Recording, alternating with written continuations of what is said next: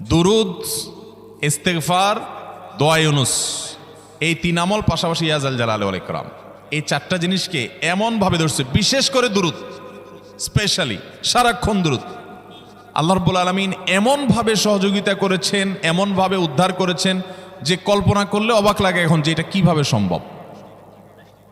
ভাইরা আমার, এক সাহাবী নবী করিম সাল্লাল্লাহু আলাইহি ওয়াসাল্লামের কাছে এসে বলছি, ইয়া রাসূলুল্লাহ, আমি যে দোয়া করি এই দোয়ার মধ্যে আমি নিজের জন্য করব, আমার ছেলে মেয়ের জন্য করব, অনেক কিছু করব, এটা সেটা, রিজিক চাইবো, সুস্থতা চাইবো, অনেক কিছুই তো আল্লাহর কাছে চাইবো।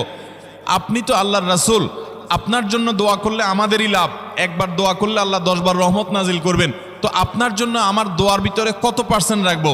সাহাবী বারবার বিভিন্ন পার্সেন্টেজ বলছিলেন যে 3 ভাগের 1 ভাগ আপনার জন্য রাখি ইয়া রাসূলুল্লাহ, অর্ধেক রাখি, আরো বেশি করে রাখি। তিনি যত বলছেন নবী করিম সাল্লাল্লাহু আলাইহি ওয়াসাল্লাম আরো বাড়ানোর জন্য তাকে উৎসাহ দিচ্ছিলেন। এক পর্যায়ে যখন তিনি বললেন, ইয়া রাসূলুল্লাহ,